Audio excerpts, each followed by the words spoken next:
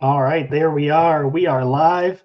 Welcome, everybody, to episode 104 of the Drag Drive Repeat Show presented by Summit Racing. This episode, we've got a special guest co host. We've got Uncle Stoney here while Mike is hanging out in Florida. We've got the Appalachian Hillclimb Series. Cleetus sells his DegaBega plus the other RVs at Talladega. Matt Walter says 10 cars must be the perfect class, and a bunch more Drag and Drive news and entertainment. So we're going to go ahead and kick this thing off with the intro video, and then we'll get started.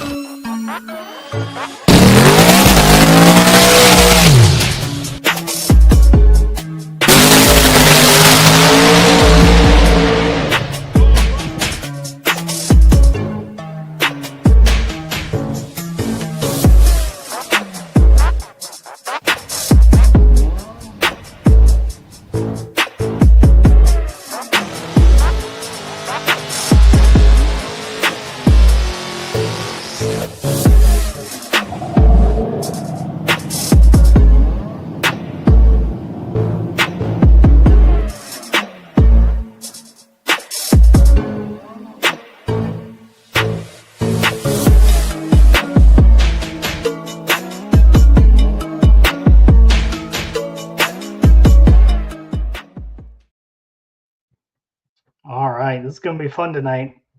What do you think? Oh yeah, it's always fun. Yeah. So, for those that don't know who I am Eric White, your typical co host.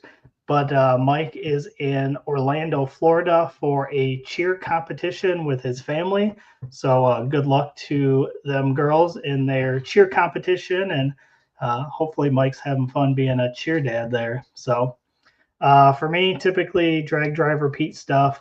You guys know I do intro videos, I do artwork for drag drive repeat, as well as other drag and drive events. And then when I'm not doing that, I've got my channels 815 LSX Swaps and Motorsports Paparazzi, which just had its first 1 million view video, which was super cool. So that video is now up to 1.2 million. So it is still climbing. And then co-host tonight, we've got Uncle Stoney, obviously Jonathan Stone Cipher here. Go ahead and introduce yourself. I'm John Stone Cipher. I'm filling in for Eric while he's filling in for Mike, and I'm owner of U.S. Motorworks LLC and longtime drag drive repeat and longtime drag drive racer. So Awesome. We're going to have fun tonight for sure. But first thing, we got to thank all of our race car friends. So everybody tuning in tonight, watching, appreciate you guys. Couldn't do this without you guys. And we can't do it without our sponsors, of course, Summit Racing, Deechworks, Molly Motorsports, Driven Racing Oil, Howard's Cams, J-Wire Solutions, WAF Racing, Performabuilt Transmission, Car Change 3D, Power Tube, Sweet Patina, and Racing Junk. And Summit, you guys know, Summit is our main sponsor of Drag Drive Repeat.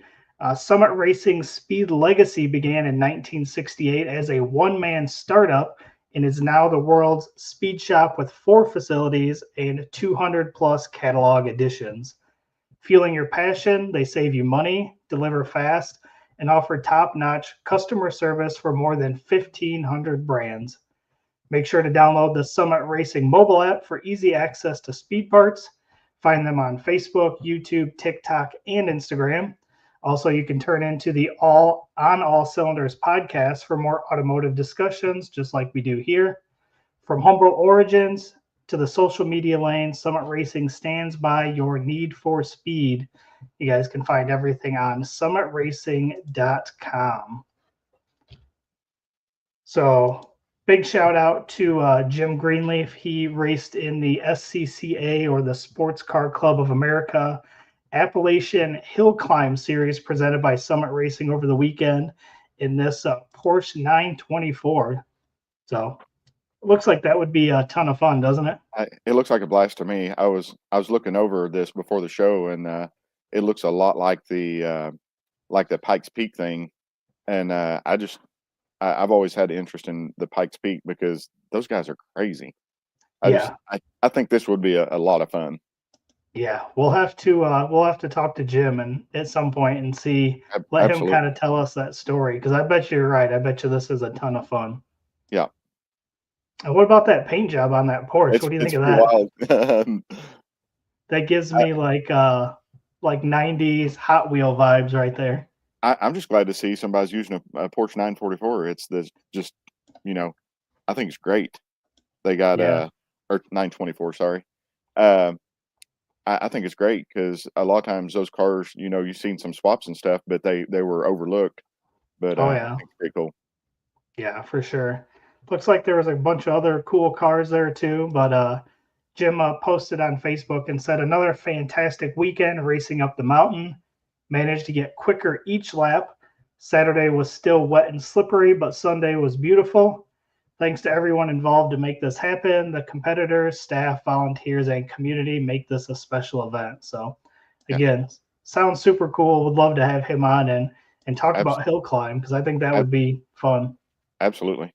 And Steven asked how he got in there. I see the picture of him there. He's a big dude. Yeah, yeah, that picture on the left there. Yeah. Yeah, I bet you his waistline is at the roof of that car. Yes. Yeah. Yeah. Yeah, yeah, that picture on the right there, it does look like he's a little crouched in there. Yeah. That is awesome. Very cool. Well, while you're on Summit Racing, obviously you guys can pick up your drag drive repeat merch. We've got shirts, we've got hoodies, the big brim hats, all that stuff you can pick up there while you're buying your car parts. And they have a new promo code out, which is Build It. So there's $25 off of 250 or $50 off of 500. That started on April 28th, so 2 days ago, and runs through May 4th at midnight. So if you guys are on there buying car parts or drag drive repeat merch, use that code build it BUILDIT. All right, so then some drag drive repeat updates here. We did submit our booth for PRI, so we had to get that in. I think it was by last Friday, if I remember correctly. We're going to double the booth size, so we're going to have a dedicated podcast area, something we've talked about for the last couple years. Rather than us always being away from the booth, we can set up that excuse me podcast area within the booth and have everybody come to us. That way, we're not out and about as much. We're more located at the booth. So we've requested a 10 by 20 for PRI 2025. I'm just trying to figure out how you're going to fit the broadcast booth, Stanley, and then if we get Michael into a motorhome, how we're going to fit all that into a 10 by 20. I think the motorhome might have to go out in the hallway. We might have to Okay, submit okay. it for one of those. Every time I drive by, I think of that now. He messaged on our group chat through the week, and he wants one bad, and like I Yeah. seen like 10 of them today, and I'm thinking, oh, there's Michael Motorhome. Oh yeah, yeah. We've been getting messages for sure, and over the weekend, I think it was on Saturday, I picked up another LS engine that was local here for $100. I couldn't pass it up. I have no use for it, but I told them if we find an RV, I'll donate that that Okay, motor for sure. awesome. So one more thing with PRI, big shout out to WAF Racing for signing up to help with the increased size of the booth. So he is going to have displays for his products, and then we should know a booth number here coming up in the next few weeks. So once Awesome. we get that, we will be sure to share that out, and then we'll begin the process of getting a date and room number for our third annual Drag and Drive Awards presented by Summit Racing. Crazy to think that this will be the third year of us doing that. I know. I'll have to make this one. I was real close to going with you guys last week, and Michael texted me and he goes, "When are you heading up here?" And I'm like, "I was going to ride with you," and he goes, "Well, we've already left." So I was like, it's it's so much fun. "Oh yeah, The weekend yep, goes by so quick. Like we're so yeah." busy, and then next thing you know, you're driving home, and you're like, "Man, what did I do all weekend?" What's wild is with a lot of events, the build up, you're just like, you get to the point of your antsy, and then once things start happening, everything goes by so quick. Oh yeah. And it's December, so haven't Yeah. hung out with race car friends for a little bit now, so it's good to kind of get back into that, see everybody again, and hang out for sure. Steven said we'll have to stack all that in the booth. I guess we'll have to take my forklift along too. I mean, there is I forget who it is. One of the street outlaw guys always has a lift in there, and he's got one Okay. car on the lift and one underneath it. There we go. So maybe that's what we got to do. We got to have a We'll big we'll get enough for a 4-post lift. we'll try to get one of the mobile lift guys to donate a mobile lift for the weekend, and then we'll just stack it all in there. Man, now you're talking. I don't know if Mike's got you on the planning committee for this, but you might have to join that. All right. So circuit updates, a little bit on that. Obviously, we've been hammering away trying to get the circuit ironed out. We're in the final stages of the Friday night block party, and we're hoping to make the final announcements on our next Saturday show, if as long as Mike's able to do that. Obviously, being at his cheerleading thing with his daughter, so competition. So as long as we can still get a show on Saturday, hopefully we'll have everything ironed out to announce that. Yeah, So that's going to be absolutely. exciting.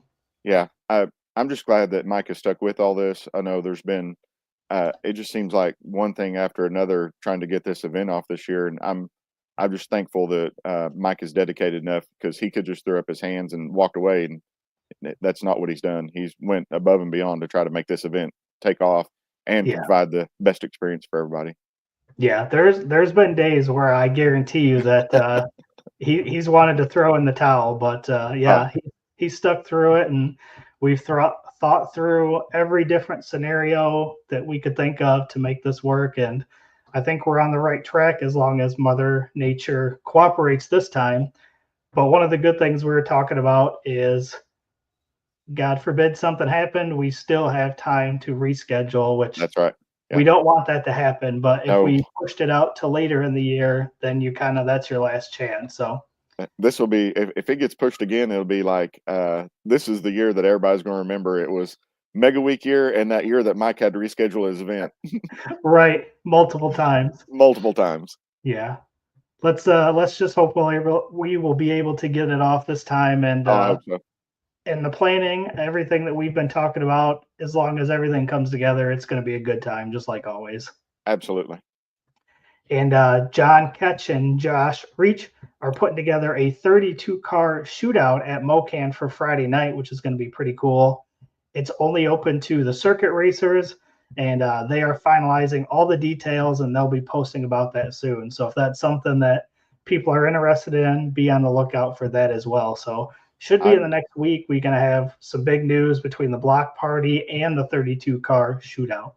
I'm probably nowhere near being in the top 32 of that deal, but I like to race, so I'll probably have to get in on that 32 if I can get in somewhere. Yeah. Yeah, it'll be interesting to see what they kind of decide, if there's more than 32 people interested, Yeah. if they just take the top 32. But I'm excited to hear what their plans are for it. Well, I like the street car / race car, so if I can get in on that, I'm in. So, Yeah, for sure. All right, so we'll jump in here with the Driven Racing Oil event updates.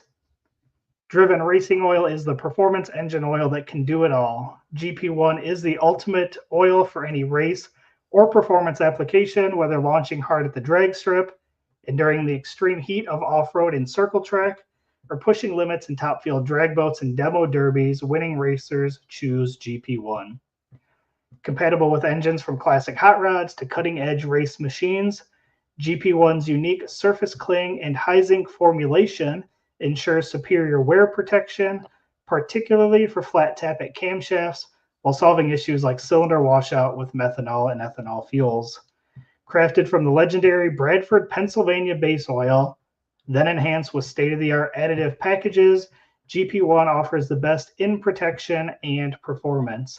So you guys know, drivenracingoil.com is where you can go to pick up your oil, any merchandise, anything like that, or Driven Racing Oil on Facebook and Instagram. All right, so some event news. We are 3 weeks away from Back to the Streets. So this one is May 21st through 25th. 3 different tracks. They are going to Brown County.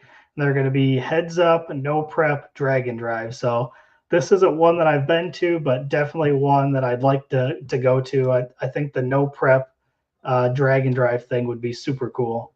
Yep, I do too. That's I just the thing about it is I think that just anything we can do that is a little bit different and attracts more guys to drag and drive, because the more we can do drag and drive, the better off, and the more people we can get into it. And it doesn't matter that there's so many events, because each one of them's unique in their own way. And Yeah, like this I just like that it's a, I'm not a no prep racer, but I enjoy watching, and right. I really enjoy heads up stuff. So Yeah, and there are a lot of no prep racers. So if we oh could yeah, even absolutely. Yeah, get a fraction of them to come over and do some drag and drive, that'd be a huge ab- win. absolutely. So definitely looking forward to some content and seeing how this event turns out. Looks Yeah, like I've been doing some artwork. So I've been doing the artwork for Back to the Street. So I've been seeing all the racers that are going to be involved in this event, and there's quite a bit. They made a big jump from last year to this year, so should be awesome. even better. Good, good. I can see Mike is in here Yep. watching. You're supposed to be cheer dad going on right now. We got this, bud. So after Back to the Streets, we'll be Sick on the Green. So Sick on the Green is May 29th through 31st at Beach Bend Raceway. So obviously we've talked about their last event, which was Sick on the Rock, I believe, was their one that they just had. So this becomes the next one. Excited to see how that turns out. I know they talked a little bit about doing a little gangsters class, so I'm excited to see how that goes. Yeah, So they do such a good job of trying to include everybody and everything. I you know they really go out of their way to make something for you to do if you go to one of their races. oh, So absolutely. So Sick on the Green is the next event. Again, I think that's in Bowling Green, Kentucky. Is that where that one is? Or no, sorry, Beach Bend Raceway. Beach Bend, yeah. Yep. And then after that is Drop the Hammer, Michigan. So that one is May 30th through June 1st. And also at the same time is Olympic Streetcar Shootout, which is also May 30th through June 1st. So a couple of Where's events. the Olympic streetcar shootout? Where's it located? Do you know? Oh man, I don't offhand. Okay, I don't see it in my notes here. That's what I was looking to see. Uh, Yeah, I can't it remember I, where that one is. coming into this into May, into June, into all the way through June, it's going to be busy for Drag and Drive. You guys are going to have your hands full keeping the news up to date. Yeah, yeah. The There's going, June definitely gets wild. May's not as bad, but definitely still going to be busy. I see posted there in the comments. It's Bremerton, Washington. So Okay, okay, that's right. good something out on the West Coast there. That's great. Yep. Yep. I So wish there's. I'd like to see some more stuff out there. With the California and Washington and all the tracks out that into the country. So yeah, and there's tons of car people out that way. oh, So absolutely. hopefully it wouldn't be too bad to get something put together. Dan here saying doubling up at Back to the Streets and Drop the Hammer in the Jimmy. So boy, he's going to be Awesome, man. busy too. Yeah. Because Back to the Streets is May 21st through 25th, and then Drop the Hammer is May 30th through June 1st. So you've got 5 days between events there. So let's Yeah, hope you keep it together, because that absolutely. would not be fun to have to try to fix something in those 5 days. Right. So good luck, Dan. Yeah, Be absolutely. curious to hear after you're done how it was doing back to back events like that. We might have to have Dan on just to have him give us Yeah, some stories and some updates and just how his experience was. So yeah, absolutely. And then rounding out the end of May, beginning of June is obviously Rocky Mountain Race Week Mega Week, May 31st through June 7th, starting at Tulsa Raceway Park. So this is going to be huge. We've talked a bunch about absolutely. it, but Mega Week, there's nothing has been done to this level before. I just can't imagine, I've helped Mike over the years with his just organizing stuff and helped him with rules and stuff, and we talk quite a bit about stuff. I just can't imagine what it's going to take to get 600 cars teched, registered down the track. Just it, man, he's really like, and okay, so this year goes great. Is he going to do it again, or just a one time? I mean, because this will be the biggest drag and drive ever, 600 cars. Right. And And I know Matt. If more than 600 show up, if they show up and they're on the grounds, I'm not speaking for him. I'm just saying, chances are, if you show up and you're on the grounds, you'll probably be racing. right. So Yeah, I think it's going to be wild. yeah. You know, as a spectator, it's even cooler because you can see racing all day Oh, and you're going to absolutely. see different cars. So it's not like you're going to be there all day seeing the same cars. You're going to see two different groups of cars come through there. So it's a good time to be a spectator for this as well. Aaron says on here, hopefully not for another 10 years. Oh, come on, Aaron. Yeah.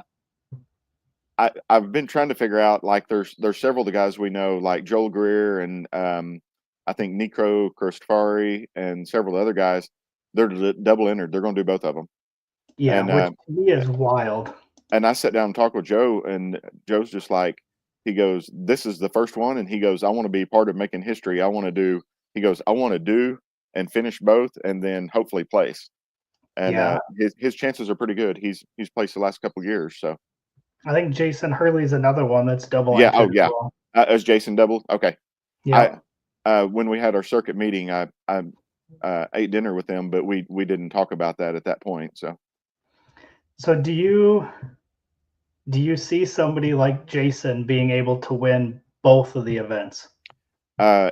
if Jason finishes the week and there's any way possible, if he has a car that still runs, he'll he'll be in the contention to win. Yeah. So, and I mean, just think of you do that and you win both classes on the inaugural first one. I mean, you know, but who else is coming? That's I mean, he may be the only unlimited car that's double entered. Who knows? Yeah. So, but if you double entered and won both of them, hey, You're a bad man. you're a bad man. And what's funny is when we were talking about the circuit rescheduling, and we are going to have to do a 200-mile drive in one day, 270 some miles, and I was like, gosh, we done over 400 in Rocky Mountain, so it's whatever. Let's. I was just like, let's race, but we took a Yeah. vote and we got what we got, and I'm happy that we have an event to go to, so it's great. Yeah. A little different being 7 days versus 3 days, though, for Oh sure. yeah, that was 7 days. Yeah, yeah, Yeah, because you get a drive day within there within Rocky Mountain Race Week. So, yeah, but still 400 miles, even if even in a drive day, that's a trip. oh, I'm sure. I'm sure, especially in a race car. I mean, Oh yeah, 400 miles in a comfy car is still a lot, but we did we did that drive from Bandamere to Kearney in Boo's car, and I drove and he co-piloted his car, but he navigated because he's a lot better navigator than I am.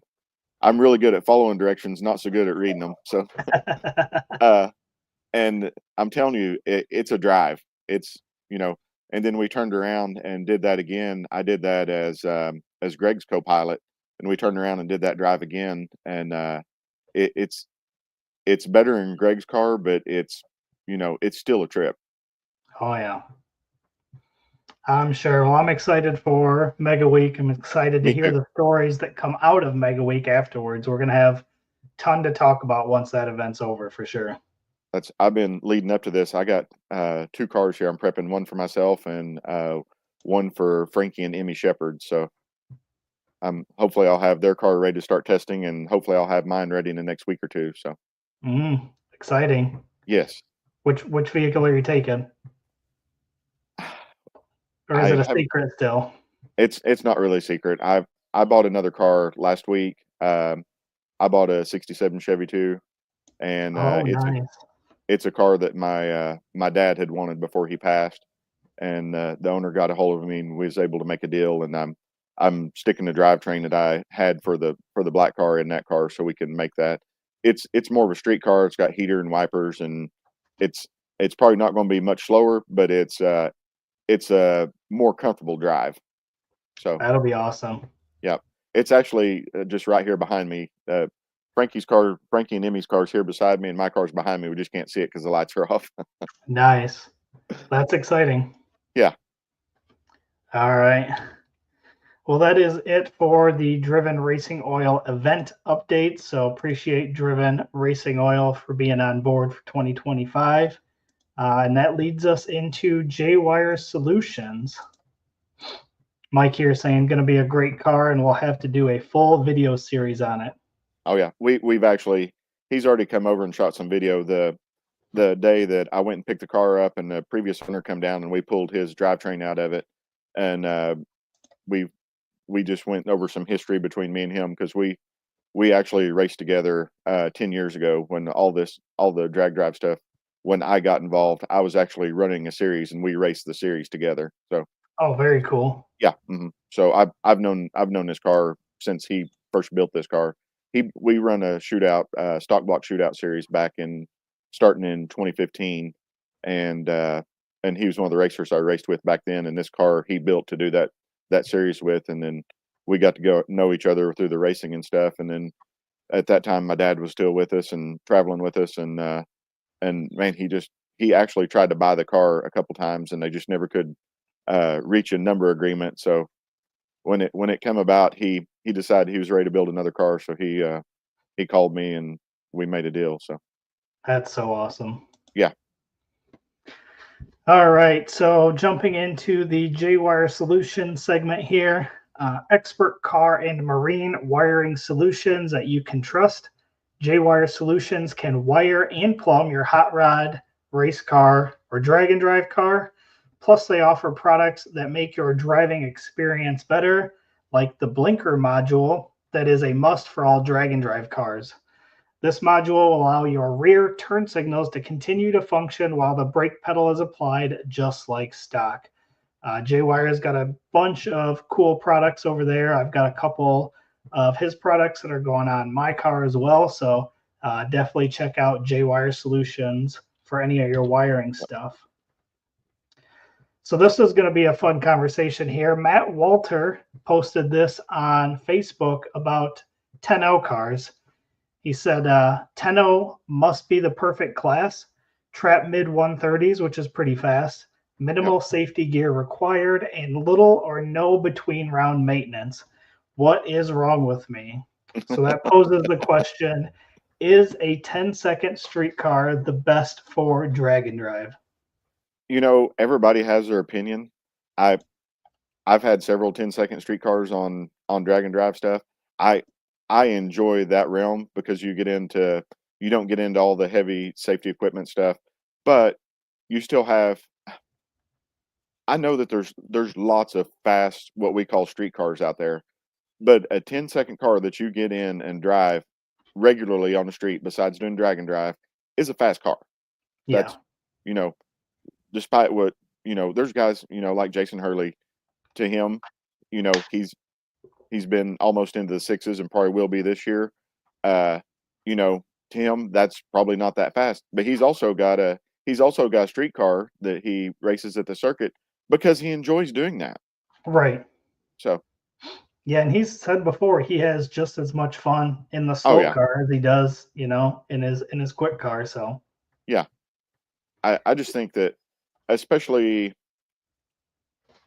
anybody that's a car enthusiast, if they want to, they can a 10-second car is in the reach of most people building cars. I mean, there's guys, if they had a little bit of help, that they build a car and they can't quite get there, but they usually got the parts. They just need some help in the department of traction or tuning or stuff like that, and that's reach out to the guys that that have been there to kind of help them along. So right. And you probably remember back in the day, 10-second street car was a fast car. Oh, 10-second street car. Like I was I was in my teens in the late '80s, early '90s, and if you had a real 10-second car, back then it was usually a race car. You know, it wasn't much street car to it. Now there were some, but not in our area. You know, the bigger cities where street racing was more prevalent. You know, there was a whole lot Yeah. more of that. But Yeah. For sure. So some of the comments on Matt's post here, Kenny Hanna, it's probably the most competitive class as well, which we've definitely talked about before. You start getting into those index classes as those have become more popular in drag and drive. They have definitely become the competitive classes for sure. yeah, Robert Fox here. In my experience, the maintenance running 850s or faster is a full time job. It feels like sometimes it almost is like slowing down and becomes more enjoyable, as weird as that sounds, which is exactly what we were just talking about with Hurley bringing, yeah. some of his other cars out to like the circuit. And I was reading here, Donnie Carr also commented he had a perfect 10-0 car with zero maintenance and all the comforts, and then he just had to chase after an 8, you know, and Yeah. And that's and usually what happens. and Donnie's doing 8 the hardest way possible too. He's doing it in A. So Yeah. Yep. So that's usually what happens. You start out in a 10-0, then you want to go quicker. But there's definitely people that I believe would tell you that if you stick there, you'll have the most fun. yeah, yep. All right, Alex Skurzapek. Sorry for butchering people's names. I'm horrible with this part. Alex said, we ran a mid 10-second bracket car for literally a decade and never did anything besides oil change, tires a couple times, plugs once or twice, and check the valve lash once a year. But at some point, it's nothing more than driving down the highway. Of course, driving the stripe can be fun, but it just got old. It's a drag and drive car now. Yeah, So yeah, again, just that maintenance free is kind of the deal there. absolutely. You know, and you take a good prepped turbo or blower or even nitrous car, and running tens is a 10-0 is fairly easily came by. So Yeah. Yep. Azim Sheik here saying I love the 10-0 class. yep, Lou Herfurth said it is, in my honest opinion, it's fast enough that it's fun, but not crazy expensive or ridiculous maintenance. It's a heads up start and great side by side racing. It's also very competitive. I always figured 850 would be the progression for me, but I'm over that now. I don't want or need the extra gear, work, and maintenance. yep. And then random phrase there said uh, for a long time everybody chased the lower ET, but there's a huge fun factor in the 10-second cars, especially with the tight competition. And I've been with several of the guys that ran 10-0. Jason Cunningham run 10-0 several times with his turbo truck, and it had air conditioning and power seats, power windows. The rest of us were melting down, and he's sitting over there in the air conditioner. And then he podiumed in 2019, his first time out, which kind of spoiled him. And then the year before that, in 18, Timmy Meehan actually he won 10-0 index in his little Trans Am that we took, and it was the same deal. We had a problem with the car had not really been driven on long drives, and we had to do the intercooler delete move to get proper airflow across the radiator. But that's just a thing. Like it, after you figure out the little things you need to do to make them work, you take a drag car, and the first time you take and do a drag and drive, you're thinking, oh yeah, this is a street car. You've drove it, 25 miles, and you do 200. But after the first time or two, you get those little things figured out, and you can have a good solid 10-0 car, you know. Yeah.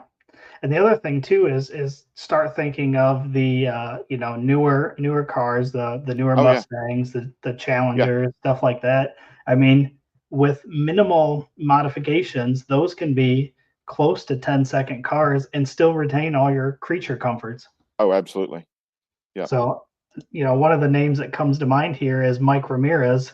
Yes. Her Hot Rod Drag Week 2023 finished with a 10.033 average in Street Machine Eliminator. So, Yeah. again, when we talk about being competitive, 10.0 XX, and that's what's going to win that class. I'm not a bracket racer, but I love index racing. When everybody has to run the same number, I love it. Especially going to a heads up index race.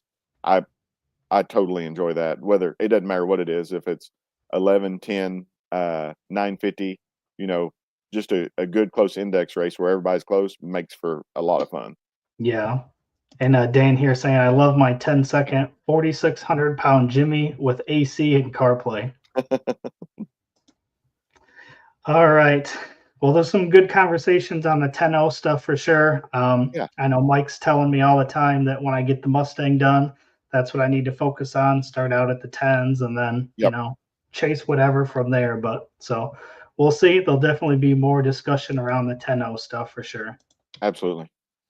So again, big shout out to J-Wire Solutions for that segment. We're going to jump in here to the Molly Motorsports segment now. And I see our guests from the High Octane Dads podcast are backstage. So I will hit this ad read. And if you guys are ready, I will bring you on after that. So racers and high performance enthusiasts ready to start your next engine build? If so, there is no better time than now to check out the Molly Motorsports all-in-one Power Pack piston kits. With over 1,200 applications, these kits come complete with pistons, rings, wrist pins, and clips, all designed to work together. Molly Motorsports Power Pack piston kits take out all of the guesswork. No more trying to determine if a piston will need this ring to work with a certain cylinder size. Molly has done all of the engineering so that you can get to the part that matters, which is building a power plant that leads to victory lane. So visit mollymotorsports.com for more details. And for our podcast listeners, Molly is spelled Mahle. All right, Stoney, are you ready to bring on these guys from the High Octane Dads podcast? Absolutely. Let's get them on here. All right. First up, we've got Chris and James. How are you guys doing? Hi, guys. All right. Doing great. Awesome. Well, I will let you guys introduce yourselves, tell us who you are, and then we'll talk a little bit about the podcast. So we'll go ahead and start directly under me. We'll start with James, and then we'll go to Chris. All right. Awesome. My name's James. I'm a IT guy by day and a weekend warrior car guy after hours, photographer, videographer, and a little bit of everything else. I like to say I'm the nerdiest hot rodder on the internet. I'm being an IT guy and a gamer myself as well. So Chris and I linked up, and we started the High Octane Dads podcast last year after hanging out at LS Fest together in person for the first time. But we've known each other for more than a decade through Mullet Militia and Matt Walter, who you guys were just talking about. We all kind of met through that, and we've connected there. So we decided to kick this thing off. Awesome. All right, Chris. Yeah. So I'm Chris. Father of four, work full time, multiple project cars, multiple just projects in general. Trying to keep up with everything. Like tonight, we had softball, so I got home from that. No, like I said, James and I, we linked up there a while ago and then decided hey, we want to do something more. So, just hop online every week or so and just talk about cars. That's awesome. Very cool. So go ahead and tell us a little bit about the podcast. So what do you guys talk about? And then I always like to know, I think you said about a year ago you started doing this, but what kind of made you guys want to start a podcast? So we found through talking, we had an awful lot in common. The first of which being that we both started with 1986 Trans Ams. We're the exact same age. We both had kids, right? And we were kind of kicking ideas around. So Chris is a couple states away, and so the only time we really chatted was over Messenger or whatever. So we were like, we talk an awful lot, and we talk about cars, but we also talk about stuff just with dads, and kind of sometimes the mental strain that comes along with that, and trying to balance having hobbies and being a dad and staying busy. And we were like, there's got to be some people out there that identify with that. And I know for me personally, like it's all about building community and having a group of people that all like to chat and hang out and share some common interests. And so we were like, hey, let's just go ahead and do it. And we kicked it off literally right after we got back from LS Fest. Oh Yeah, yeah. that's awesome. Definitely sounds kind of like how Mike and I got started with this podcast. Very, very similar to that. Yeah, awesome. Yeah, I mean, we both have. We're not like diehard racers, but I'm not a lawn chair Nats type of guy. I like to run around and beat on my cars, but I just don't. I like to tinker with them. I like to talk cars. I like to do a lot of burnouts. I like to break them. I don't like to break them, but it happens. As that happens. But I've always found that just mingling with other car guys is usually just a great time. Just getting to talk with people, bouncing ideas around. We're a little bit past that age where we would maybe bash all the different cars we didn't like. Now there's some things, electric cars that we all bash, but I mean, Squatted trucks. Yeah, that too. But no, I mean, it's usually a good group of people everywhere. I've met tons of great people through the car communities, and for me, like I said, I'm more of like a cruiser, but my cars see the rev limiter every day. Let's just put it that. So that's the way they were meant to be, right? Oh, absolutely. So kind of what you were talking about there with just meeting people like-minded. I actually just had this conversation with somebody yesterday, and one of the greatest things about internet, social media is, the four of us right now, if we all lived in the same town, we would be the ones that would be hanging out in somebody's garage, drinking beer, working on cars. But now with this, we can do it here, and we can all be states away. So definitely met tons and tons of car people from all over the world, just through social media and doing the YouTube and podcasts. Yeah. So definitely cool there. So how many episodes do you guys have out of the podcast? We just released episode 32 on Saturday, so we're kind of doing it bi-weekly right now. Just a busy dad life. Both of us just started new jobs, but yeah, we've got one in the tank, and we're still recording just to kind of stay a little bit ahead, which is something we were not really able to do last year. So it's exciting to start to get there at least. Which I love what you guys are doing with doing it live, and we've talked about doing some of that as well. But yeah, we just released 32. That's awesome. That was. You answered my next question. I was going to ask if you guys do it live. I joined in on another one, Gearhead Perspective, and I just talked to them guys and talked to them. You guys got to do it live because the comments and the everything, it'll take it to the next level. Yeah. Oh yeah, and that's we've got a lot of guys we go to LS Fest with and everything, and all over the country that we all kind of meet there, and it's been. It's been great. Like we've had a few of them on, but it would definitely be cool if they could come hang out, and chat and things like that. And like I said, it's all about community for me. So. Yep. And it's just listening to you guys. I've not seen your podcast before, but I'm going to go back and watch it now just because being a dad and now a grandpa myself and car enthusiast, and like you said, you're not really a racer, but I lean a little more towards racing, but that doesn't mean that we're not all still on common ground as far as what we enjoy. And then the things about what we all have in common is being a parent and the day-to-day stuff. So I got to fly here. Yeah. Like I just picked up my daughter a super slick 2002 Monte Carlo SS Pace Car Edition. Oh, it's awesome. And she is in love with that car already, which is great. So that's pretty cool. But she's like, I want to drive your Caprice to school. Not happening, kid. Yeah. So. I definitely see benefits between doing lives and doing, pre-recorded audio stuff only. Obviously, the live stuff, like Stoney said, you get comments, so you can kind of keep working that into the show. But prior to doing Drag Drive Repeat show here, I was doing one of my own, and I liked doing that too because you also don't have any distractions at the same time. It's editing. I think you can get a little better production out of, but I think it's a good mix of having a little bit of both. So if you guys ever need help getting kicked off with doing some kind of live streams, Mike and I would for sure give you guys a hand with that. Heck yeah. I'm pretty good about getting on the internet and talking shit. So, I mean, if you go back to one of our earlier episodes, we had an episode where we talked about toilet paper math, and we've had great feedback from that. I've had so many people come up and talk to me like, man, when you talked about using the wet wipes. Yeah.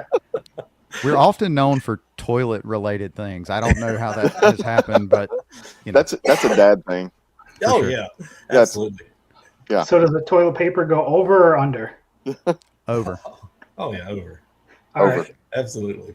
All right. So- We're all on the same page then. There's a patent for that if you look on the internet. So Really? we have a pretty big tissue manufacturer here in our town, and they came and spoke to our leadership within the city, like this class I did through the chamber, and he came in and he was like, just to put this to bed, we make the stuff, it goes over the top. It's like, all right, good to go. That's awesome. So you did mention there, you guys are in different spots. Where are you guys from? So I'm in central Georgia. I'm about an hour and a half south of Atlanta. Okay. Yeah, I'm on the western side of Virginia, probably about half hour, 45 minutes from West Virginia line. Okay. Very cool. Very cool. I'm in northern Illinois, and Mike, who's in Florida right now doing his cheer competition, he's from northwest Arkansas. And how far is he from you, Stoney? He is about probably 40 miles from me. I'm in northeast Oklahoma. Okay. Okay. So yeah, definitely kind of the same thing. We're far apart. Yeah, I was actually in Chicago 3 times in the last 4 months. So Oh, really? Yeah. I'm sure I'll be back up there at some point, but I mean, I was there in December, February, and March, so not great times. Yeah, I was gonna say you weren't there during any of the good weather for sure. No. We did. We were there for St. Patrick's Day, so we walked down and saw where they dyed the River Green. Saw went to the Navy Pier. You know, that was a good time. But, Oh yeah. There's tons of cool stuff there for sure. yeah. Other than we had to ride the train back after midnight to O'Hare, so that was a little sketchy. Oh, I'm sure. I do not recommend. Yeah. So do you guys see it in your future to do a drag and drive? I do. I've wanted to do one for years. Up until recently, though, all I've had was my Trans Am, which is fine, but I can't focus on one thing long enough, and I really need to put a strong rear in that car. It's got just a basic cam bolt-on 5.3 T56, but it still has a 7.5-inch 10-bolt. Yeah. And I don't know how it's lived because I do, 5 and 6 grain clutch dumps all the time. Yeah. But I've had that car 21 years, and I'd like to do one with it, but my Caprice is a lot nicer ride to do a drag and drive in. I've taken it to Kentucky for LS Fest 3 or 4 years in a row now. Yeah. It's like 11-hour drive for me. I'll go out there and then I'll race it and then drive it home. Nice. So you're already almost broke into the concept of drag and drive. Oh yeah, well so last year I think You it did was grand like champion last year. So yeah, grand champion. Awesome. So it's like I put like 1,200 miles on the car there in like 4 days. Yeah, I think I got like 18 autocross passes. Oh, and wow. 4 drag race passes. So yeah. And I tell you what, the car held up great until this past fall when I never did a trunnion upgrade when I did the cam. And it randomly, I broke a rocker arm, and which it lasted about 12,000 miles, and then it didn't, and I had to pull the head off because it damaged the valve. And but I mean, it was about a $500 fix, but yeah. So I'm assuming that is this is your Caprice then? Yeah. Oh Give yeah. us a little details about this, kind of what's the setup on it. Obviously, you said you do a little autocross and stuff, but Yeah, so the car largely is suspension wise is stock. It's got 2014 SS sedan stock springs on it. It's got so those had an L77. It's an all aluminum 6.0 LS3 heads, LS3 intake. I did the hollow LS3 intake valves in it. It's got the BTR red hot camshaft and VCM over the radiator air intake, pretty standard. ZL1 torque converter. I plan to put a blower on it eventually. It's got a Camaro 327 diff in it. Speed Engineering long tube headers, SS sedan mufflers. I mean, I drive it every day. I beat the shit out of it every day. I've had it like 4 years, and I think I go through a set or two of tires a year. So I've got a fun car. Yeah, I got 3 sets of wheels that I rotate on it. So how quick is that car at the drag strip? So it really needs a converter. In the heat at LS Fest, I think the best it ran was like a 1260 at like 112 or 113. Yeah. But it's just got, it needs a better converter. Yep. But I mean, I daily it, and really the tuner that I used was great on getting the drivability in, and it drives, I'd say, about 90% like stock. Like a 3600 converter would be perfect. Yep. But I really didn't, when I was putting it together at the time, I was like, I really don't want to spend like $1,500 on a torque converter right now. Right. So, I mean, like I said, I daily the car. I drive it all over the place. Rain, anything. But then my other daily, I mean, it's just a 3/4 ton Suburban, but it's got long tube headers and a full exhaust, and I can't leave anything alone. All right, whose is this one? That's mine too. What's the details on this one? So that was my first car. I've had it 21 years as of last month, and it started out as a carbureted 305 700R4 273 open car. It's got a baby cam LM753 T56, 10 bolt in it. I mean, it's been together largely unchanged since like 09, 2010, just like it sits. I did the swap. Like I said, I started in 2009, got it running in like 2010, had a turbo 350 in it then. But I wanted to drive it, and I have driven it and I haven't. I've done a lot over the years, having more kids, work and all that. But I dropped the battery in this weekend, and I think I've driven it last weekend more than I had in the last 4 or 5 years. So I intend to try to keep that up. I had my kids go out there and clean it out for me, and I'm like, I'll have to send you a picture. It was full of parts and boxes, but this setup's been great. I mean, I think it's a GM hot cam. I bought it used. I bought the cam and spring kit used off LS1 Tech, years ago. Yeah. And it made, with a really fat tune-up, it made like 333, 340 to the tire. It ran with manifolds. I ran a 12.8 at 114. But it was spinning its ass off. Yeah, I bet. But it's got long tube headers on it now, single 4-inch exhaust. I was going to do a turbo build on it one time, and then I abandoned it and just kind of left it as it was because I didn't really want to chop the car up. Yeah. So at this point, I'd love to just do an LS3 base 6-liter and put in it and go through my T56, put a 9-inch in it, and put air conditioning back in the car, and just have something that makes like 450, 500 tire that I can drive anywhere. Yep. You can do burnouts and get ice cream.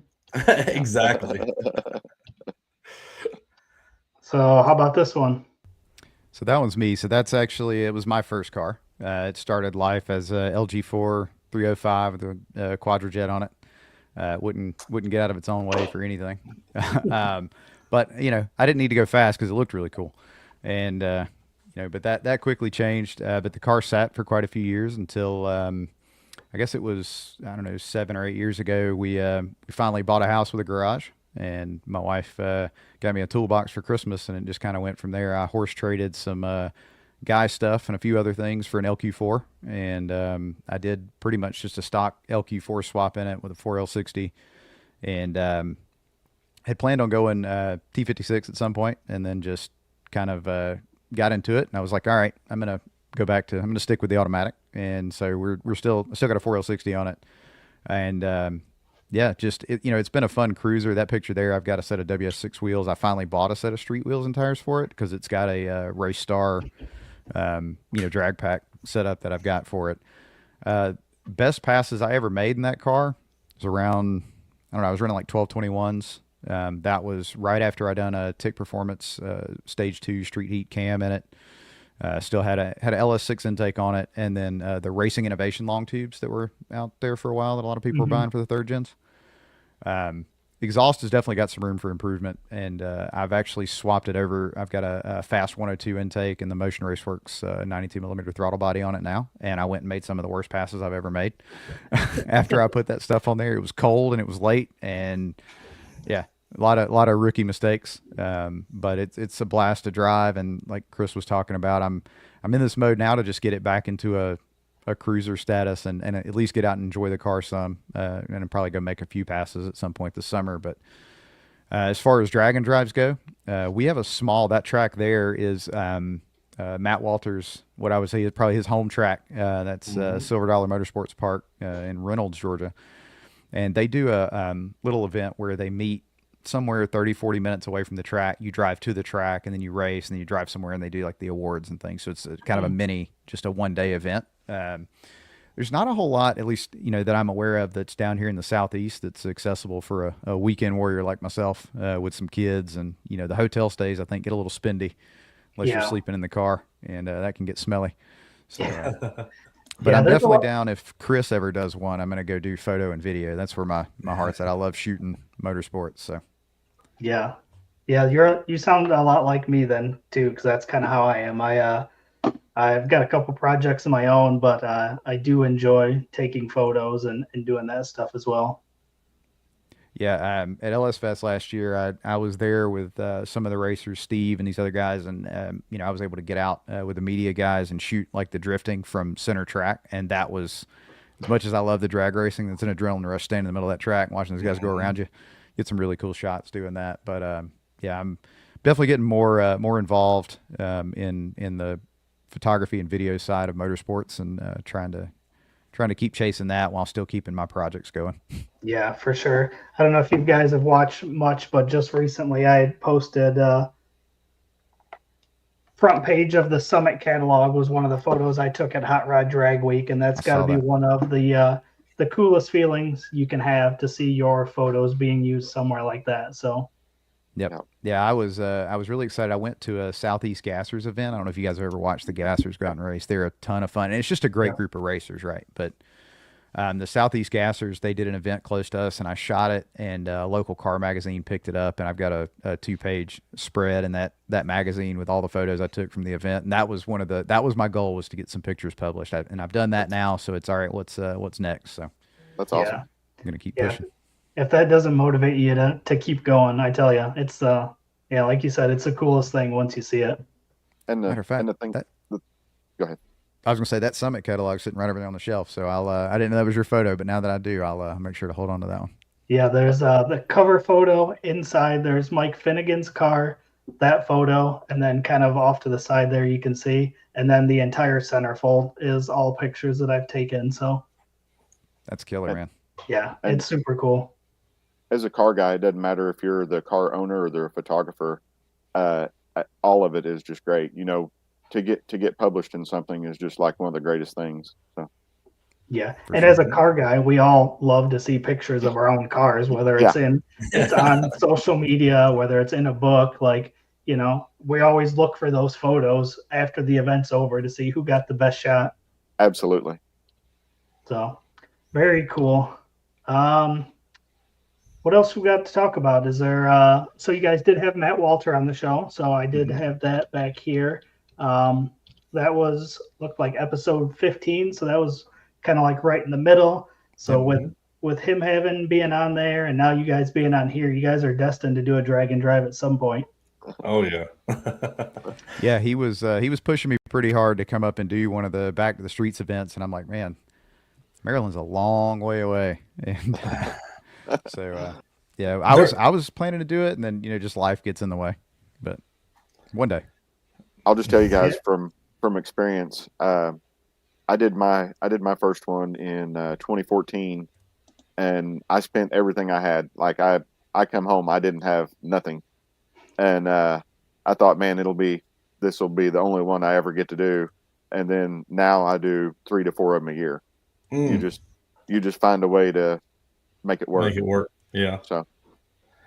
Yeah. Yeah. Mike always says once you do a drag and drive, it'll change your life. Oh yeah. I've wanted to do one for several years. I took Mike and go ahead. Sorry. Back before there was like a bunch of them where it was just one. I've wanted to do one. Yeah. And I talked Mike into doing his first one. He went with me in the Rocky Mountain Race Week 2.0 in the fall of 20 when they had all the issues with the pandemic and everything, and they canceled drag week. And I just told him, dude, you got to do this. You got to do this. You got to do this. And then he finally went, and just, it's just the thing about it is the atmosphere. It's everybody's like family. So. Yeah. Yeah, that's what I've heard from Matt for sure. Is kind of it's a competition, but then everybody still like you still got to get to the next track, and people are starting to help each other out, and that's a really cool thing to see when you watch the videos and stuff. I've been in contention to a podium and broke stuff on the car, and the guy that was behind me called and did everything he could to help me get what I needed to get the car fixed. That's what kind of friendship it is. It's not like, it's not cutthroat like any of the stuff that we see on TV or stuff like that. It's, it's family. Oh yeah, absolutely. So like Matt, James and I have both known Matt for a long time at this point. I'd say, for me, 20 years. I mean, it was back when we were still all creeping on the forums for third gens.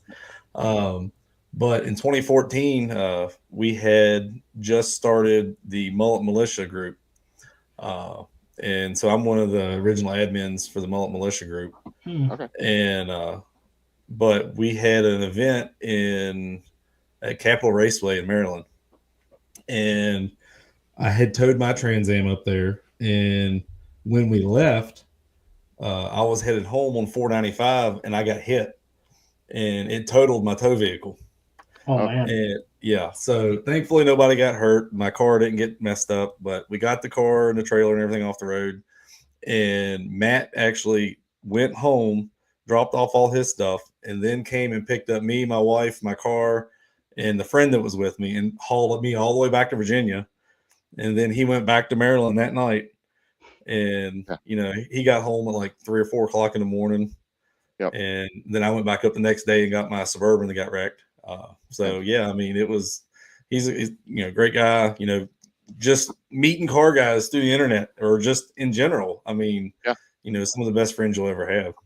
Absolutely. Yeah, and with doing the drag and drive, the more people you meet as you're traveling to these events, you're always going to know somebody near one of the tracks you're at. So when something does happen, you've made this group of friends that now you've got people you can reach out to, or people can come help you. It's pretty awesome.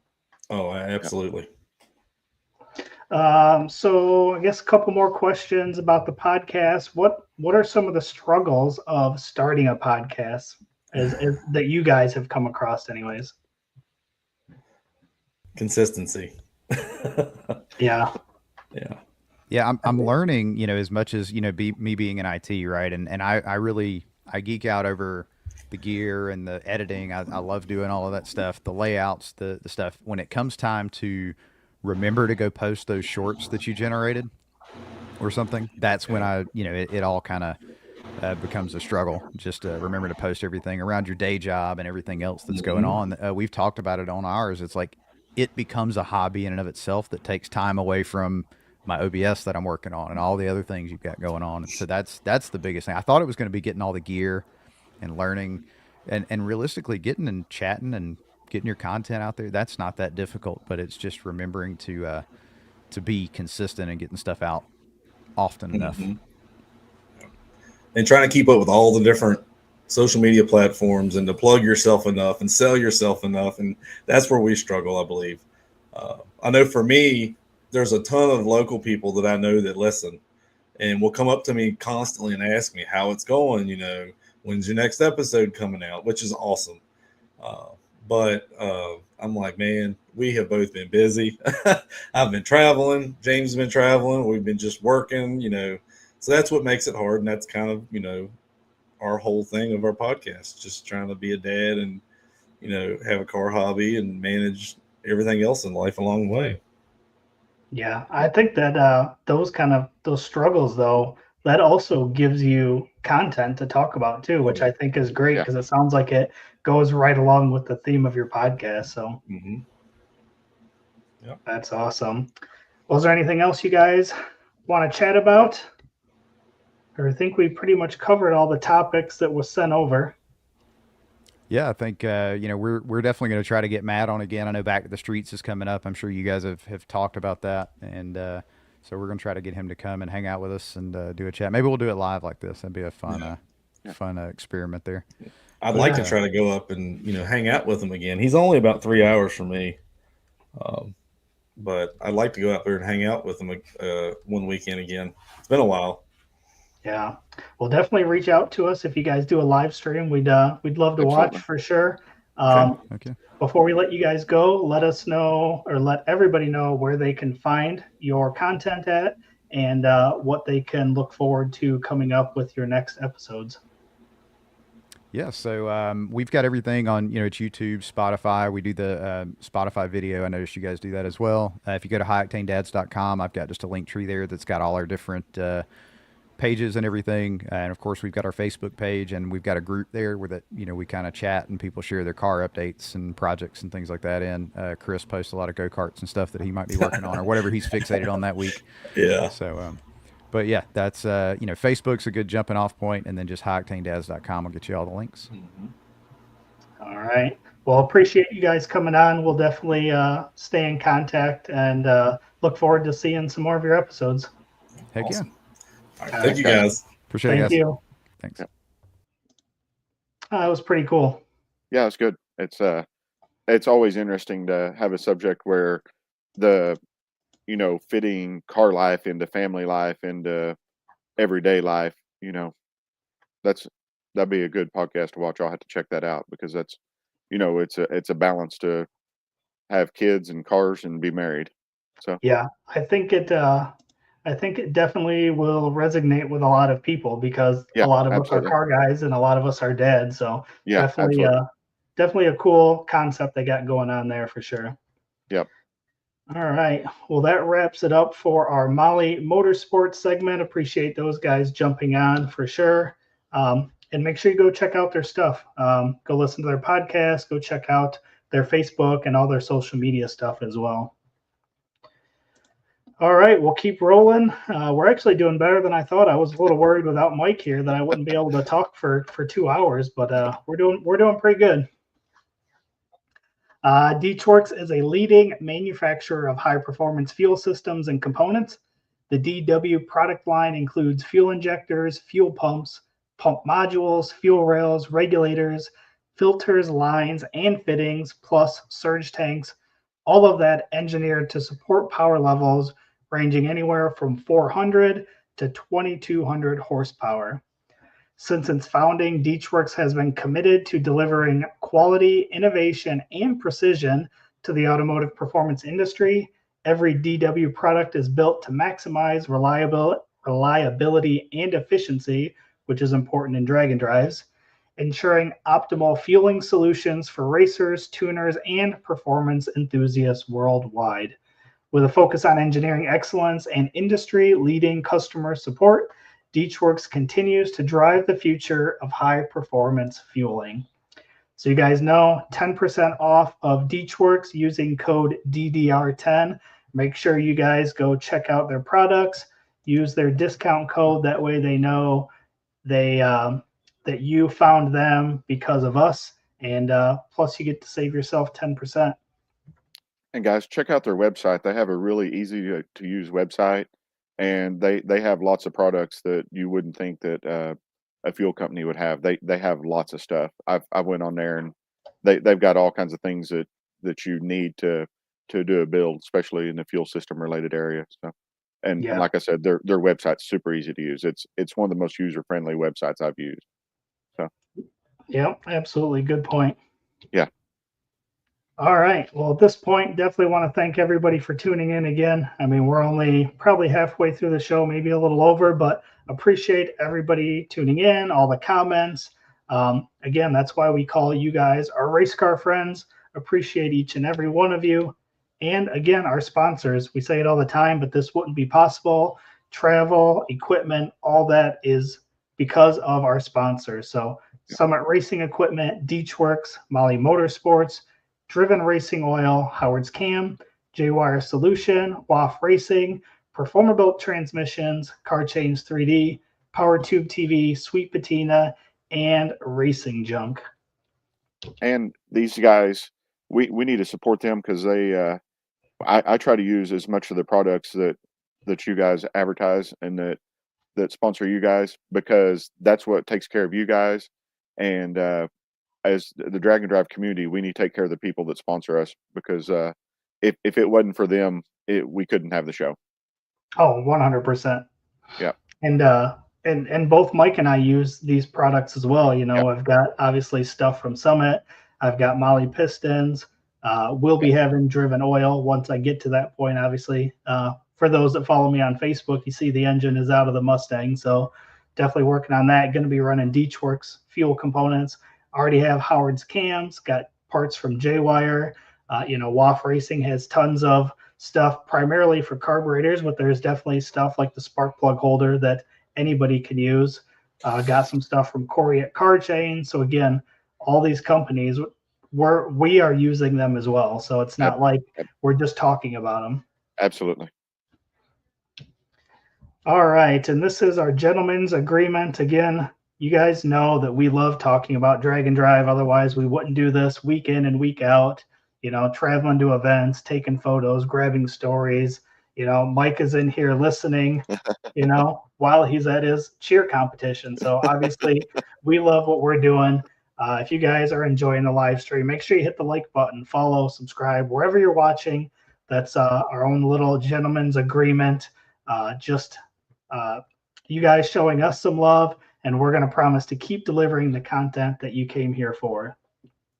Guys, just like and share to keep this going. Eric and Mike work hard to bring all this to you. So you got it. And Power Tube TV. Rev up your engines with Power Tube TV, the ultimate destination for automotive entertainment. Stream for free on the web, Roku, mobile apps, and more. You can catch replays of this show that you're watching right now, plus exclusive content from us and other top creators, featuring classics like Pinks and Pastime. You see Pinks 2.0 is coming out, bringing shows like that, original shows back. PowerTube TV isn't just a platform, it's a community. So you can join the content creator development program and be part of something special. You can find more at watchpttv.com.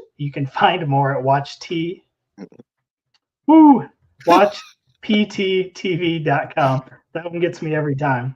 I was going to say, I'm glad you read that one too, because I could have really screwed that up. So have you seen all the stuff about Pinks 2.0? I know we've been talking about it a bunch on here, but did you see the post from James Rowlett? I did not. So he made a post. I think I don't remember, it was earlier today or yesterday. Okay. He posted a picture. There's one of the vehicles. The picture was just for attention. But what he was saying is he's looking for a transmission sponsor for the PowerTube TV Pinks TV show. The setup is June 12th and filming is June 13th and 14th. So coming up here real quick. Yeah. He needs a 1.8 Glide with a brake or a TH400 with a brake, something that can support 1,000 horsepower. He said, I want to win. I don't want to just show up. So this is going to be super competitive. Yeah.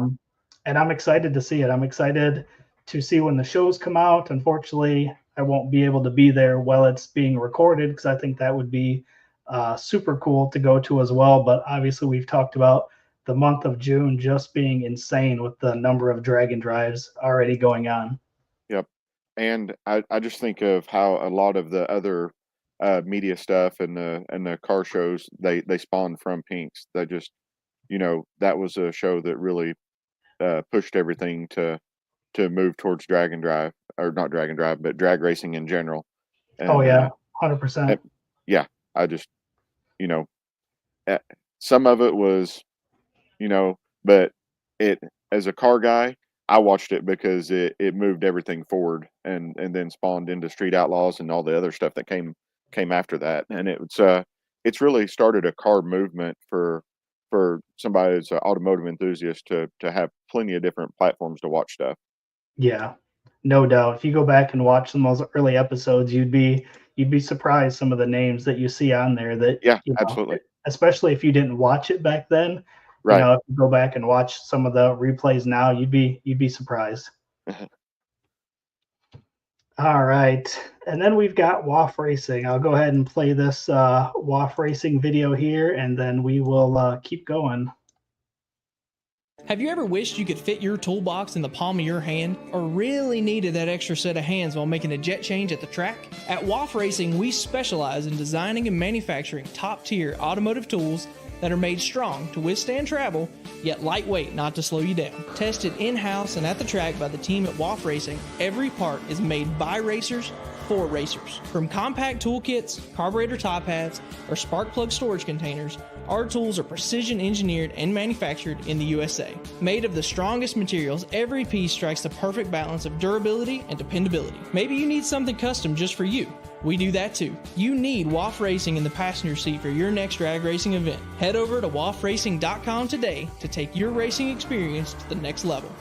WAF Racing. Design, build, race. And they're another one that's got tons of cool stuff on their website. If you haven't checked that out, go over there. Especially if you're a carburetor guy, but even if not, the spark plug kits are cool. Yeah. And I think they're more than willing, if you have something that you think of that they can make, they would probably get on making that for you also. Oh, 100%. So first out, I want to say congratulations to Nivlek57. I seen it was in here a little bit earlier making comments, but dude, 70,000 subscribers on YouTube. That's a big deal. Awesome. Yeah. So if you haven't checked them out, Nivlek57 on YouTube, or if you're going to be at Six Summer, they're there at Six Summer. They've attended several drag and drive events, and pretty much everything that they do has the Atlas 4200 in it. So you've seen the Camaro that they did last year, and they've done tons of vehicles, and I think it's really kind of spawned a new swap because we're seeing it more. Jeremy Ortiz is doing a 4200 in the Mustang, and we're starting to see more and more people use this, and they were some of the first people to start doing that. Yeah. And super knowledgeable. Their videos are great. They're definitely know what they're talking about, and good stuff. So congratulations to Nivlek57. Absolutely. And then I don't know if you've been following up on the Cleetus travel across the country in the RVs, but Cleetus did sell the cheap RVs after Talladega. So the DegaBega, obviously, which was our favorite one, yes, sold for $7,000. We kind of had our conversation in our group chat. The DegaBega would be my choice for the drive, but to sleep in at night, I'd rather have Jimmy and Sam's and the Allegro. I'd rather have it to stay in. But I think everybody would agree that Ty's and Zach's was last. Like, I don't think anybody was going to choose that one. No. And what's funny is Michael made the comment on Saturday that he wished he could buy it when it was over with, and and then when they auctioned it, I was like, oh man, too bad Michael wasn't down there. But it actually brought good money. I was, and am I mistaken, or did the same guy buy all three of them? I didn't get to see the whole thing, but I was thinking that somebody bought all three of them, but Yeah, I could be I, wrong. I watched the auction, and I know he bought the Allegro and the little Ford, but I think he bought the DegaBega too. And what's bad is we watch and we like I get sucked in, and like probably at least 10 times a day I look at my wife and say DegaBega, and I can't even help it. It's just so what their way of life. I tell my friends that if we woke up tomorrow and we had money to do whatever we wanted to do, I'm just so proud that he takes his friends. Like he's taken all of his friends along with him, and that's so stand up. You know, Yeah. I just think if we turned off Rich tomorrow, that we'd all be beating up motorhomes and cop cars and everything else that we could find, and complete automotive destruction. So Yeah, 100%. Um, and I like a lot of his videos. yeah, but I do occasionally fall behind, obviously, like everybody else, oh busy yeah, life. yeah, But when the cheap vehicle challenge, whether it be the cheap car challenge or the RV challenge, I'm telling you, those ones you got to stay up on because they are absolutely. great. Those guys, like he said, they're having the time of their life. They're Yeah. just Yep, 100%. So again, DegaBega sold for $7,000. I think. What did he? Do you remember what he paid for it? Was it like 40? he gave like 4,500, and then they I'm sure they spent some money on stuff because I know you know Yeah, the generator and they probably stayed under 5 grand, but to have that experience and then actually make money on it. right. And then so Ty and Zach sold theirs for $2,000, Yeah, and then Biffles, Jack Stands, and Mr. Sam sold for $2,000 as well. So at the end of the day, if he handed out 15,000, $5,000 for each yeah. one, he ended up having all that fun and came out with what's that, 11,000. Like, you really can't beat that. And if you'll go back and make shirts, don't think that they won't sell. Oh yeah, And then 100%. the thing about it, I just enjoy watching Biffle because he was he raced NASCAR. He's in our eyes, he's a celebrity, but he's just having the time of his life out with them guys, and just Yeah, you know, yeah. It's been super cool to see. Yeah, it's awesome. I yeah, guarantee you that they're already working on a DegaBega shirt oh yeah, if they don't have one already printing yeah, yet. absolutely, And then one more note we had here for the WAF racing segment here. Cooper Bogetti made a post that I thought was pretty awesome. It said, racetracks in Iowa just got a big win. No more noise complaints. If the track was there before you moved in, you cannot sue them for being loud. Like, that's pretty good. I wish Colorado got this about 2 years ago because that's what we lost Bandamere to, and then Yeah. um, here local to me, we've lost two dirt tracks to the same thing, and and I just hate to see it. Growing up, my dad was a dirt racer, and two of the tracks that closed down they're places where I grew up. And then I was an adult before I made it to Bandamere, but I made passes there, and it was probably my favorite track of all time. And just to see that be gone and not be part of what we do anymore, it's I hate it. That's Yeah. so I'm really glad that this happened for the state of Iowa, and I hope some other tracks follow suit or other states follow suit because the problem is we're car guys, and a lot of times we're not politically motivated, or we're not, and I'm not. I mean, Yeah. I I'll be honest with you guys, I hardly even watch the news if it's not watching some of the YouTubers, Cleetus and Biffles and uh, CJ race cars and stuff. Uh, guys, I don't even talk to anybody other than you guys for days. So I'm kind of a hermit. So like uh we need to pay more attention to the stuff that's going on, because if not, we'll be next to trying to figure out where we're going to race because things are gone. Yeah, same thing happened here. My local track, been here. I've been going there since I was, a few weeks old. My parents were Yeah, taking me there, and it just closed down last year, tore down, and There's a car wash on the property. There's a tire place and an auto zone going on the property. Yeah. See. Like, why? Yeah. I'd rather have the racetrack. Yeah. Even if it's not a type of racing I do, I don't care if it's dirt racing or go-karts, motorcycles, four-wheelers, side-by-sides. I don't care what it is. We need to support those things and keep them, because they'll be coming after us next if we don't support those things. Right. So in Cooper's post, he said it covers the whole place, not just the track, but the stands, the garages, everything. It's locked in, takes effect July 1st, and protects tracks for good. So That's again, great. huge win for Iowa. Yeah. Cooper finished his post by saying, Florida, pay attention. Yeah. And I think there's a lot of us that are thinking our states need to pay attention as well.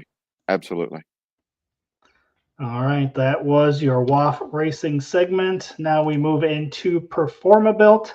So Performabuilt is the official transmission builder of Drag Drive Repeat. At Performabuilt Transmissions, the goal is to re-engineer and build the toughest transmissions on the planet. They don't just rebuild transmissions, they systematically re-engineer each model to eliminate OEM flaws and to achieve the highest levels of performance. That's why they say their transmissions are not just built, they are Performabuilt. So appreciate Ryan. He was on the show here a few weeks ago. So what we got here is the winners of the Woodstock and Roll Plates and 28s race at Edgewater Sports Park. They haven't posted an actual list of the winners yet, but this is what we know from the Edgewater page. Nice. So these are the winners. Again, I don't have a list of names yet, but definitely congratulations to everybody pictured here in these photos. Yeah, absolutely. So once we get that list, we'll be sure to revisit that. So that way we can give the results, the winner, kind of spreads and stuff like we do for every event. And then Carolina Drag Cruise is the next one.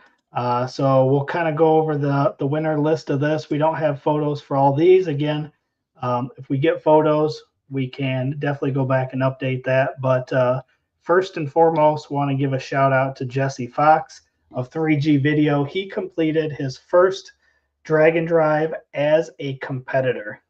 Good job, Jesse. Yeah, definitely couldn't imagine trying to compete and be a photographer. Definitely curious. I'd love to hear from him on how that went.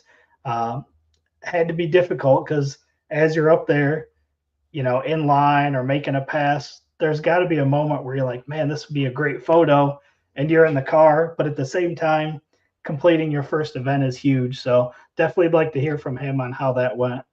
And like you, going to the Drag and Drive, we went to Six Summer last year, and he was everywhere. Yeah. He was at the checkpoints. He was at the starting line. He was in the pits. Like you and him both, and Mike, and I'm just like, you guys are crazy. Yep. Yeah, when you got a camera in your hand, there's always a photo to be taken somewhere. Yes. Yep. And Mike said he was the official photographer for the Carolina Drag Cruise. Wow. So nice. Well, that's even crazier. So yeah, again, congratulations to Jesse. We'll go through these. You kind of want to tag team these here? Sure. Yeah, go ahead. All right. So first class here was DYO with Justin Lipscomb with a .0001 difference in ETs. That's amazing. That's insane. That is very, very tight. Yep. And then in True Street, Chris Rhoda with a 7.36645. So yeah, congratulations to Chris. Modern Muscle was Eddie Larson with a 6.3224. Nice. And then Stick Shift was Benjamin Van Mostrit. I hope I got that right because I probably just butchered that. My first one of the night. 6.62395. Yeah, congratulations to Benjamin. Limited Street was Stephen Price with a 5.273. And then Unlimited Street was Cameron McConchy. I guess I butchered my second one there with a 5.79155. That's awesome. Then we've got the best average reaction time was Lyle Rust with a .0074. And that says average. For that to be Yeah. your average, that guy's cutting some killer lights. Right. For sure. And then the Spirit of Dragon Cruise, Stacy Galloway, 3-time winner. Yeah, that's definitely third time winning, which is awesome. That's got to be super cool. Definitely would like to hear some stories on that, on what made them choose Stacy as the winner. Yeah. So we'll definitely have to reach out and Absolutely. That's hear kind of what I was hear a little thinking. more. Must be super involved. So Yeah, for sure. So Mike Alone had posted on Facebook, I want to thank everyone that participated. A new record turnout for us, and we really appreciate all of you. We learned some lessons from this year to make next year even better. Yeah. Then he followed up with a post after that talking about some of the things that they're going to work on improving for next year. So better directions for the crews. He says, I take full responsibility for this and we'll have much better directions. Again, I'm not sure what happened there, but I love that he's making a post saying, like, this is what we're going to do next year to make it better. That's one of the things too. Until you do one of these and you write directions for somebody to have to follow, it's not as easy as you make it sound. You know, like I've traveled a lot, so you can give me the turn down the tree and then go left and then go 0.7 miles and turn back to your right, and I'll be fine. But you know, different people have different ways of traveling and their ways of direction. Me and my wife were talking about this. The ways of finding directions are different. I can do landmark or follow street names. She's a landmark person. So Oh, yeah. Yeah. So definitely interesting. He said driver and car listed in the spreadsheet. He said this was brought up and he'll make that happen for next year. New results spreadsheet. I'm going to work on making a new spreadsheet that's easier to read for both drivers and staff. So again, some definitely good stuff and here. at the end of the day, every day, everybody wants to know, where am I at? What I do? What everybody else do?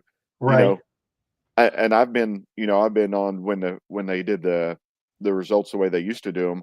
Like, you wouldn't know till the next morning unless the people in your class, unless you kept track of what they did, which I did, but you didn't know for sure that they got it right until the next morning. And it's like, I'd stay up all night just wondering where I was at. Yeah. Even if I knew. Here we got the story of Stacy here. So this is cool. Okay. Stacy jackknifed his car on day 0. 8 to 10 people jumped on his car during the rain day, ripped out the fuel lines, ripped out the brake lines, and tore up the passenger rear quarter panel. So, man, that's definitely sucks to hear about jackknifing the car on day 0. But absolutely. And then he made it to Union on Friday night and made a clean pass and ran a perfect pass. Awesome. That's good. That's dedication. Yeah, absolutely. Because a lot of people, they'd be so distraught they didn't even care whether they fixed it or not for days. Right. But that's jumping in there and getting it done. That deserves it. So yeah. Again, congratulations to Stacy. Again, 3-time winner. And then the last couple things that he had posted, the start the cruise at Strawberry Hill. So it got multiple comments that people wanted ice cream before and after the cruise. I'll see what I can do. That is awesome. Like, could you imagine, like, on a drag and drive before you start, like, all right, get some ice cream, start cruising. The end of the cruise, more ice cream. Like, that's Mike, actually pretty Mike, good. Are you listening? I want ice cream. Yeah, for sure. If there's an ice cream place nearby for the circuit, we better make that happen. Absolutely. Kelvin Nelson here saying thanks for the shout out. You guys are the best. No problem, man. 70,000 subscribers is a big deal. Congratulations to you. Yeah, for sure. And then the very last one, this one I don't know if I can get on board with. something other than black shirts. Mm. He said, your voice has been heard, and next year we'll have a different shirt color. Do car guys wear a shirt color other than black? I'm wearing a navy Rocky Mountain shirt, but it's, I mean, you know, that's almost black. I have navy, black, gray, and I think that's it. Yeah, and then I a had- couple more blacks. I had a white shirt one time, but I wore it one time and it had stains all over it, so I couldn't wear it anymore. So make it to 2026 Carolina Drag Cruise. Ice cream is on me. Oh, Yeah. heck yeah. Friday evening in Galena should be some ice cream somewhere. Sounds great. And then Yeah. we'll have to. I seen Camp Counselor Bob check in here earlier. Maybe we can get him to make some homemade ice cream. I'm just going to throw him right under the bus there. Oh, So I like homemade ice cream. that's good. That's Yeah. good. Where was that? 32 car shootout, homemade ice cream. Let's do it. I like your thinking. I see Josh checking in here. Black shirts, gray shorts, standard issue. That's right. That's That's right. awesome. Well, Stoney, we made it through the entire show. Anything else that you have that we should talk about? I just want to apologize to anybody that I butchered your name. So sorry about that, guys.